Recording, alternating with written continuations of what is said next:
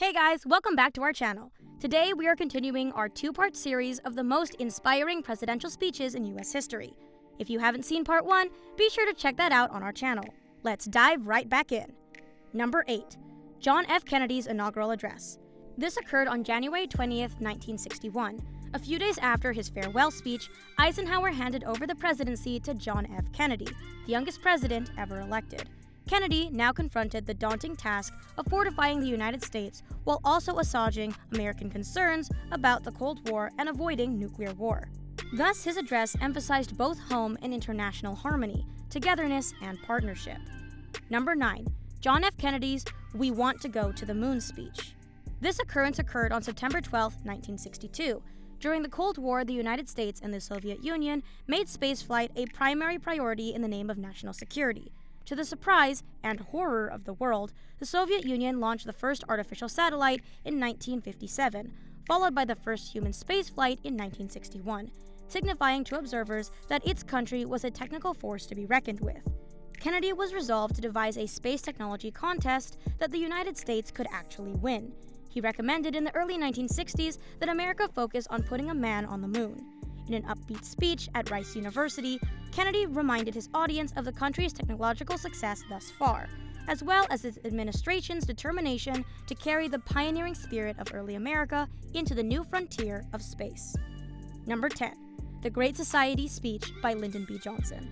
This occurred on May 22, 1964. Lyndon B. Johnson was sworn in as president shortly after the killing of John F. Kennedy in 1963. Johnson vowed to carry on the work of the former president on poverty, civil rights, and other matters. In part inspired by FDR's New Deal, he designed a set of policies aimed at eradicating poverty and racial inequity.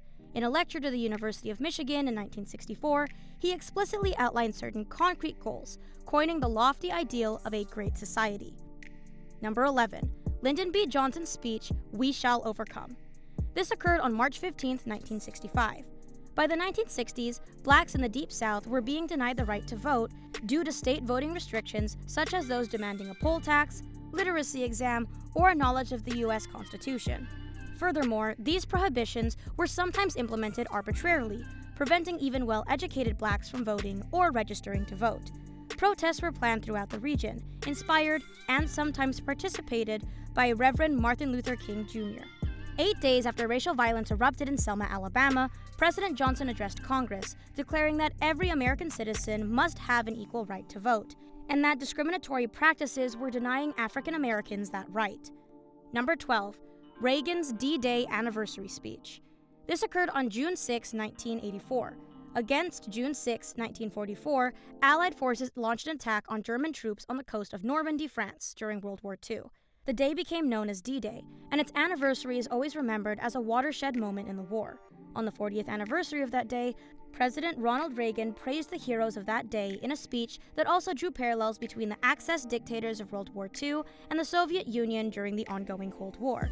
This reminder to the Allies that they had fought together against communism and must continue the struggle now contributed to the Soviet Union's eventual demise. Number 13. Reagan's Berlin Wall speech. This one took place on June 12, 1987. Following the defeat of Nazi Germany at the conclusion of World War II, Western nations and the Soviet Union sought to construct government systems in their respective occupied territories. West Germany evolved into a Western capitalist state with a democratic parliamentary administration, whereas East Germany evolved into a socialist worker state, though it was often referred to as communist in the English-speaking world. Many people fleeing starvation, poverty, and repression in the Soviet-influenced East Germany attempted to travel west, with Berlin serving as their major crossing point. Finally, the Soviet Union persuaded East Germany to construct a wall around the inner German border, restricting movement and emigration and threatening attempted emigrants with execution. The Berlin Wall, viewed by Western nations as a symbol of communist dictatorship, stood for nearly 3 decades. President Ronald Reagan visited West Berlin in 1987 and urged Soviet President Mikhail Gorbachev to demolish the wall as a sign of progress. Number 14. George W. Bush's post-September 11th speech. This incident occurred on the fateful September 11, 2001. The United States suffered the single greatest terrorist attack in human history on September 11, 2001, when 4 American planes were hijacked and flown into American buildings, killing almost 3,000 people. Viewers around the world watched as 5 levels of the Pentagon collapsed, and the World Trade Center buildings completely collapsed. Later that evening, President George W. Bush delivered a brief but emotional speech to the country, emphasizing America's strength and togetherness rather than fear. Well guys, thank you so much for making it to the end of the video. Be sure to smash that like button, subscribe to our channel, and ring that notification bell so you never miss a video. Thanks for watching.